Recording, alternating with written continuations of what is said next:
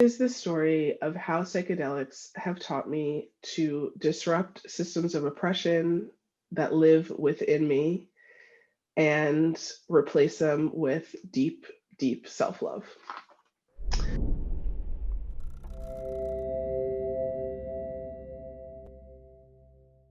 Psychedelics are said to shift our fixed perspectives, giving us a bird's eye view of our own lives and helping to remove the lenses of cultural, religious, and social conditioning through which we are taught to see the world. They are being used therapeutically and somatically to treat depression, addiction, PTSD, and trauma, and many are using them to explore the ineffable, those unknown realms of consciousness and beyond. Join us in Adventures of the Psyche as we learn how psychedelics have transformed people's lives. Hello, friends, and welcome. Today we are being joined by Charlotte James, who will share the story of how psychedelics helped her recognize and override systems of oppression and heal the relationship between herself and her body. Charlotte has been a harm reductionist and psychedelic explorer for over 10 years, is a co-creator of the Sabina Project, and has been using her skills as a marketing strategist and content creator to build and engage a virtual community focused on pursuing equitable liberation. So I was born in 1991 in Philadelphia to a wonderful, loving, yet somewhat challenged interracial couple. And when I came out into the world, I was given a bunch of labels, just like all of us.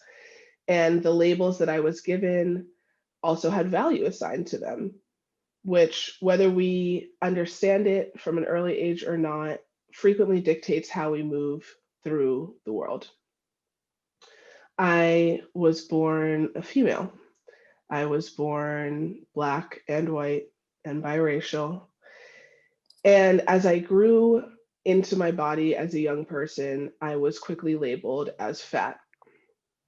Fat is a label that carries so much value that quickly becomes internalized and manifests in incredibly unhealthy ways. I was constantly trying different methods to get my body to fit closer into a white supremacist European centric ideal of what beauty is. And it's called an ideal because it's not real for any of us, but we are constantly striving and abusing ourselves to fit into the labels that are assigned to us. This began to manifest for me as being a hyper people pleaser. I had very few boundaries with others. And I also started to adopt, as a teenager, really unhealthy patterns with consumption. And this started with food, with a really challenged relationship with binge eating. I tried purging, but I didn't hate myself that much. I tried starving myself. I had a pediatrician recommend diet pills to me. I even tried a couple different forms of self harm. All of it to try to make up for the fact that I was fat or fix this thing that was very wrong with me. And I was only able to pull value externally. I was frequently in just unpleasurable or even toxic, dysfunctional relationships with men.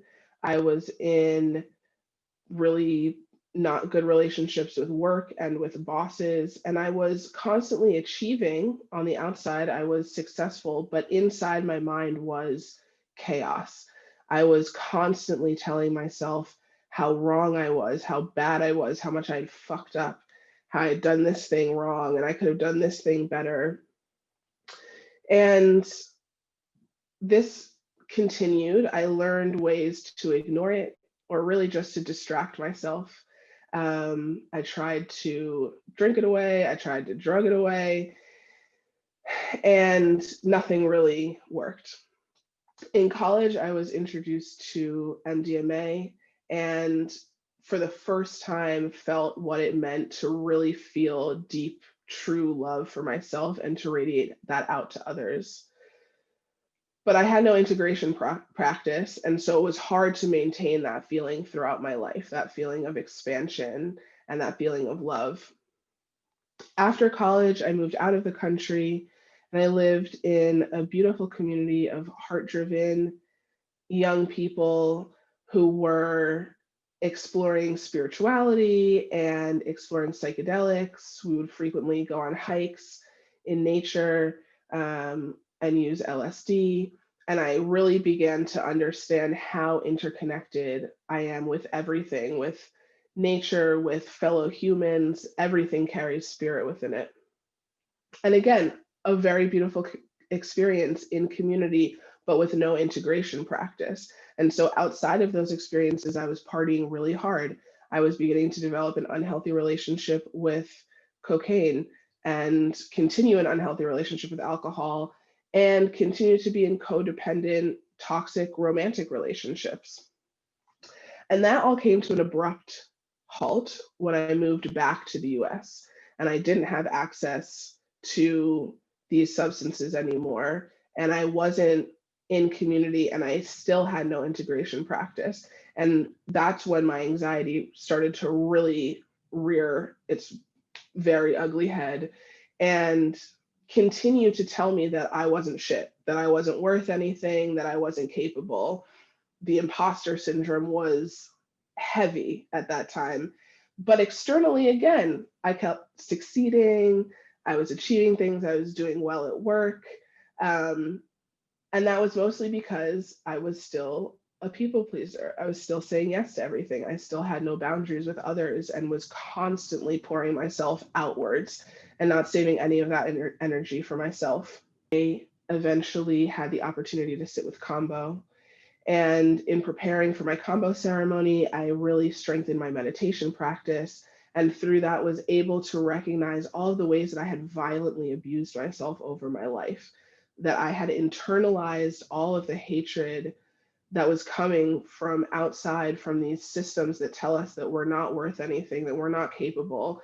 And I had just replicated that for myself. And in my first ceremony with kambo, I came out on the other side having this deep knowing that I am worthy, that my body is capable, that I do have this inner knowing and this deep connection to myself that can sustain me through life. Soon after that, I had my first opportunity to sit with Bufo alvarius or 5-MeO-DMT. And the first thing that I said to myself coming out of that journey was, I don't want to come back to this body. And it was sad. I started crying. I had just had this incredibly expansive, limitless experience that then ended with me again thinking about my body. But this time it was different. It was like a lesson. It was, I don't want to come back to this body, but we can make this body a place that we always want to come back to, that we always want to exist in, and that will carry and sustain us through the rest of our days. That is when I stepped into a consistent medicine path, medicine practice, and a consistent practice of loving myself deeply and thoroughly every single day. And that's where my understanding of the importance of integration really started to come into play. I started a really consistent wellness practice of meditation and movement and of starting to really love myself internally and speak to myself with love and gentleness and respect.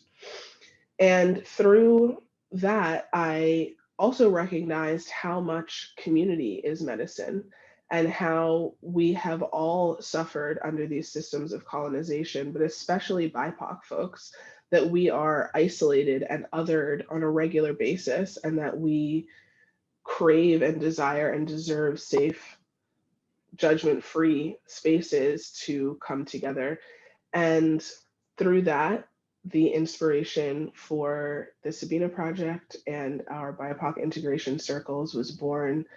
I was able to begin building with my co-creator Dre and a number of other folks that have become like medicine family at this point, to build a community where we can learn to value ourselves, to value each other, and to resist the systems that constantly tell us that we are not worthy and that we are not capable. Thank you so much for sharing, Charlotte. Yeah, you're welcome. Curious to hear for other people who have been sabotaging themselves in ways that they can't understand, and they're like, oh, I keep doing the same thing over again and I don't like the results, I don't know what to do. How did working with psychedelics help you recognize that, and is there any advice you have for other people on a similar journey? You know, I think a lot of it is just like shifting. Psychedelics and sacred earth medicine help us shift our perspective, and when we're able to shift our perspective, we're able to recognize that most of what we know are actually things that have been told to us. And that when we really sit down and think about what we know based on our inner knowing and the experiences that we've had, that our entire worldview can shift with just that understanding. And so for me, it's just been a lot of that, of like finding my inner voice and finding the interconnectedness within myself, right? Like I had for a very long time, I was a really cerebral person. So I was like, oh, I'm super smart, so it doesn't matter if I'm not taking care of my body, without understanding that we are our own system, right? And we have to care for ourselves holistically, or parts of that system will begin to shut down. So much of this is about learning that we can actually trust our inner compass, and our feelings deep within, and learning to sift between what feelings are arising because of what we think we should be doing, and what feelings are arising because of we actually know deep down inside. We spoke about this earlier. How is body value rooted in white supremacy? Can you explain that? To answer this question, we need to go all the way back to the beginning of enslavement and think about all of the bodies that were transported out of the Black African enslaved bodies that were transported out of Africa and ended up in the diaspora. In that time, there was a literal quantitative money value assigned to bodies. And as slavery continued, the bodies that were seen as more valuable started to get closer to an approximation of whiteness, right? And so this is where colorism is born, within the structures of racism. And this begins the internalization of trying to achieve a white European standard of beauty to make yourself more valuable. And we see this manifested in a number of ways now. And I think it manifests for both BIPOC communities and for white people. Like white people are also have been colonized and have been removed from their, indigenous shamanic roots. And I think that all of that contributes to how we all internalize body hatred and this idea that we need to fix ourselves in order to make our bodies fit an ideal that will make us more valuable. Could you speak? I know you were one of the co-creators of the Sabina Project and also an organizer of an all-inclusive nudist events, which is awesome. Can you tell us briefly about that? For sure. So the Sabina Project is a Black-led platform for psychedelic education, integration, and legal ceremonies. We started by holding free virtual BIPOC integration circles, and we still do those twice a month, and also run workshops and series and work with kambo medicine. And then my partner and I, my romantic partner and I, organize inclusive nudist events, which definitely would not have been possible a few years ago. He's been a nudist for years, and when we met, he asked me if I wanted to try going to a nude beach, and I was like, screw it, I love my body now, let's try it. And we had a lot of fun, but I was like, immediately very aware of how white of a space, white and sort of like older the nudist space is. And so we started organizing like camping trips and naked camping trips and yoga events that are meant to invite a more diverse and younger group of folks into trying nudism. Wonderful. Thank you for your work. It's very important. Yeah. So great having you. Getting naked is important. And doing psychedelics. And combining the two is really great.